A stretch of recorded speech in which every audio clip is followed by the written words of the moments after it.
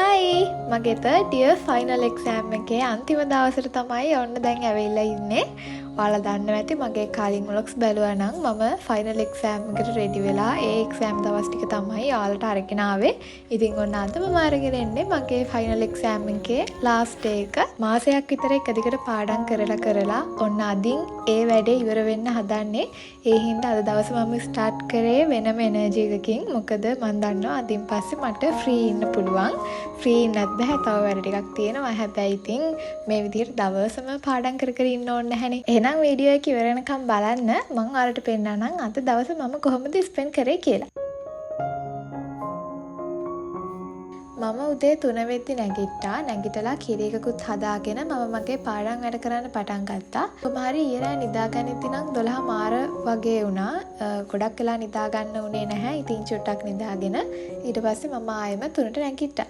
හැබැයි අද එක්සෑම් එක නම් තියෙන්නේ දවල් 1ට. ඉතින් ඒකින්ද මට ඇති වෙන ටයිම් තියෙනවා පාඩම් ඔක්කොම ටික ආයෙ පාරක් කවර් කරගන්න. ඉතින් මම මේ කලින් පාඩම් කරලා තියෙන්නේ. හැබැයි එක්සෑම් එකට යන්න කලින් ආයෙ දෙතුන් පාරක් ඔක්කොම ටික හොඳට බලාගෙන යන්න ඕනේ. ඔයාලා මට කමෙන්ට්ස් දාලා තිබුණා කි ස්ටඩි ටිප්ස් ටිකක් අරගෙන එන්නේ කියලා. ඉතින් මේ vlog එක exam related එකක් නිසා මම ඔයාලට exam එකට ready වෙන විදිය exam එකකට කලින් අපි කරන්න ඕනේ දේවල් ඔන්න ඔය වගේ දේවල් ටිකක් share කරගන්නම්. ඉතින් මේවා මම පාවිච්චි කරන දේවල්. ඒකින්ද මම දන්නේ නැහැ ඔයාලට මේවා කොයි විදියට ගැලපෙයිද ඔයාලට productive වෙයිද කියලා. හැබැයි මම හිතනවා මේ විදියට කරන එක ගොඩක් හොඳයි කියලා. ඉතින් ඒකින්ද මම ඔයාලට මම පාවිච්චි කරන මට රිසල්ට් තියෙන ටිප්ස් ටිකක් කියන්න. ඉතින් පළවෙනි දේ තමයි එක්සෑම් එකක් තියෙද්දි එක්සෑම් එකට සතියකට කලින් සතියක් ඕනේ නැහැ අඩුම දවස් 3-4කට කලින්වත් ඔයාලගේ ඔක්කොම නෝට්ස් ටික පිළිවෙලකට කම්ප්ලීට් කරගන්න. මොකද ගොඩක් අය පුරුදු වෙලා ඉන්නේ එක්සෑම් එකට කලින් දවස් 2ක් නැත්නම් එක්සෑම් එකට කලින් දවස් තමයි පාඩම් කරන්න පටන් ගන්නෙ. මමත් එහෙම තමයි. මට සාමාන්‍යයෙන් කලින් පාඩම් කරන්න කොච්චර try කරත් මම කරනවා. හැබැයි මට ගොඩක් හොඳට මතක හිටින්නේ ගොඩක් ඒවා ඔළුවට යන්නේ එක්සෑම් එකට දවස් 2-3ක් තියලා පාඩම් කරන්න පටන් ගත්තාම. ඉතින් එහෙම තියෙද්දි හදිසියෙවත් අපි ගාව අපේ නෝට්ස් ටික හරියට නැත්තම් එහෙම අපිට අර පාඩම් කරන්න තියෙන කාලෙත් වැය වෙනවා නෝට්ස් ටික හදාගන්න. ඉතින් ඒකින්ද අනිවාර්යයෙන්ම පාඩම් කරන්න පටන් ගන්න කලින් පිළිවෙලට නෝට්ස් ටික කම්ප්ලීට් කරගෙන ඉන්න. එහෙම බැරි වුණොත් එහෙම print out ටිකක් හරි ගන්න. මේ පාර එක්සෑම් එකේ මටත් මොඩියුල් දෙකකටම තිබුණේ නැහැ කම්ප්ලීට් වෙච්ච නෝට්ස්. ඉතින් ඒකින්ද මම print out තමයි ඒවට ගත්තේ.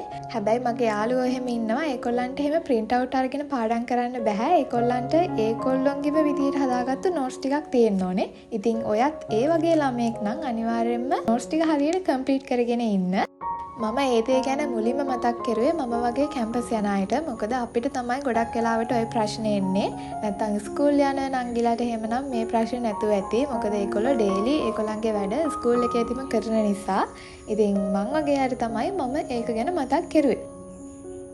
ඔන්න දැන් උදේ වෙලා තියෙන්නේ ඉර පායන ගමන් මම 3ට නැගිටලා එක දිගට පාඩම් කරලා චුට්ටක් මහන්සි. ඉතින් ඒකින්ද පොඩ්ඩක් එළියට ආවා රිලැක්ස් වෙන්න. ඉතින් දැන් උදේට මොනවා හරි හදලා කාලා ආයෙම පාඩම් වැඩ කරන්න පටන් ගන්න ඕනේ. අපි දැන් ආයෙත් අපේ කතාවට යමු. එක්සෑම් එකට පාඩම් කරන්න පටන් ගන්න කලින් හරියට කරන්න ඕනේ දේවල් ගැනනේ මං කීකීන්දියේ. ඉතින් මුලින්ම ඔයාලා ඔයාලගේ නෝට්ස් ටික හරියට කම්ප්ලීට් කරගෙන තියාගන්න.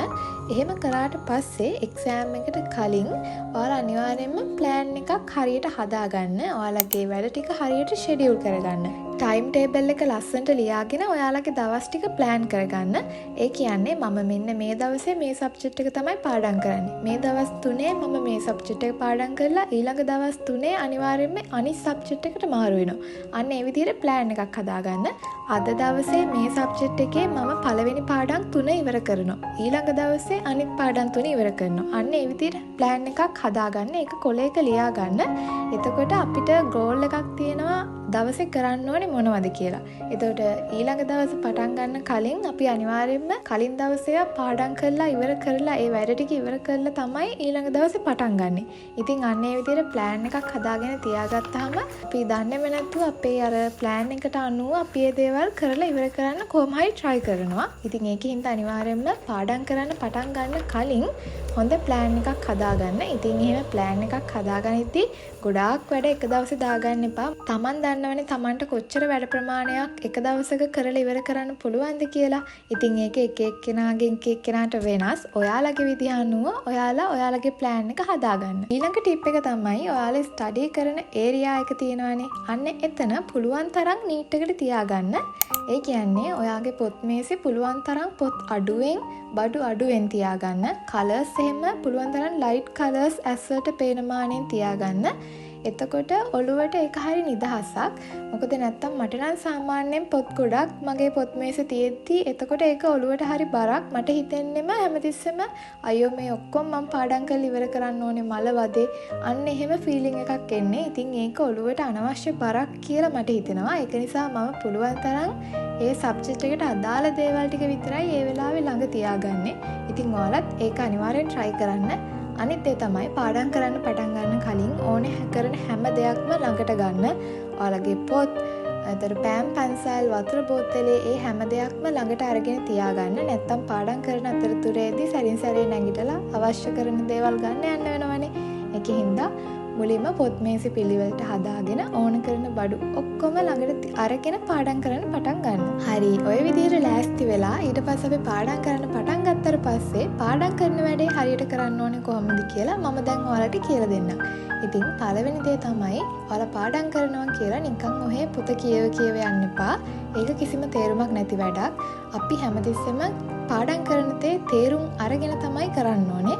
මොකද එහෙම කරද්දී අපි ඒක කටපාඩම් කරන්න ඕනේ නැහැ. ඒක ඉබේම අපේ ඔළුවේ මතක හිටිනවා. ඒ අයිඩියා එක ඔළුවේ තිබ්බහම අනිත් ඒ තමයි කොයි වෙලාවකවත් පාඩම් කටපාඩම් කරන්න යන්න එපා. මොකද එක්සෑම් එකේදී අපි පාඩම් කරපුවා ඒ විදිහටම ලියන්නේ නැහැනේ. සමහර වෙලාවට අපිට ඒවා රියල් වර්ල්ඩ් සිනාරියෝස් වලට ඇප්ලයි කරන්න සිද්ධ වෙනවා. ඉතින් එහෙම වෙද්දී අනිවාර්යයෙන්ම අර කරුණ ගැන හොඳ අවබෝධයක් තිබුණොත් විතරයි අපිට ඒ ප්‍රශ්නෙට හරියට උත්තරේ ලියා ගන්න පුළුවන් වෙන්නේ. ඉතින් ඒකින්ද හැමතිස්සෙම ඔයාලා පාඩම් කරද්දී ඒ පාඩම් කරන දේ ගැන හොඳ අයිඩියා එකක් ඔළුවේ තියාගන්න. ඊළඟ ටිප් එක තමයි ඔයාලගේ ටොපික්ස් ප්‍රයොරිටයිස් කරන්න. ඒ කියන්නේ ගොඩක් වැදගත් කරුණු වලට වැඩි කාලයක් දීලා ඒවා මුලින්ම බලා ගන්න. ඒවා මුලින්ම පාඩම් කරන්න. ඒ ටික පාඩම් කරලා ඉවරනාට පස්සේ තමයි අනිත් දේවල් වලට යන්න ඕනේ. ඒ කියන්නේ සමහර ලාට අපි දන්නවා එක්සෑම් එකේදී මේක නම් එනවමයි කියලා දන්න දේවල් තියෙනවානේ. අන්න ඒ දේවල් කොච්චර කාලයක් ගියත් කමක් නැහැ. හොඳ අවබෝධයකින් ඒ දේවල් බලා ගන්න, හොඳට පාඩම් කරගන්න. ඊට පස්සේ වෙලාව තියෙන විදිහට අනිත් දේවලුත් බලා ගන්න. මොකද අපි ඔක්කොම ටික එකපාර කරනවා කියන එක ඒක කරන්න බැරි වැඩක්. කලින් ඉඳන්ම පාඩම් කරගෙන ආවනම් අපිට ඔක්කොම කවර් කරගන්න පුළුවන්. හැබැයි කවුරු හරි කෙනෙක් ඉන්නවා නම් එක්සෑම් ලඟ වෙලා පාඩම් කරන්න පටන් ගන්න. එයාලට කරන්න තියෙන හොඳම දේ තමයි අර වැදගත්ම දේවල් මුලින් පාඩම් කරලා ඊට පස්සේ අනිත් දේවල් වලට යන එක. ඊළඟ දේ තමයි මේක නම් මම ඔයාලට මගේ කලින් වීඩියෝස් වලත් කියලා තියෙනවා. පුළුවන් තරම් පාඩම් කරද්දී පාස් පේපර්ස් කරන්න සහ ක්වෙස්චන්ස් හදාගෙන ඒවට හරියට ආන්සර්ස් ලියන්න. ඒක තමයි මම හිතන විදිහට හොඳම ප්‍රැක්ටිස් එක අපි එක්සෑම් එකට යන්න කලින්.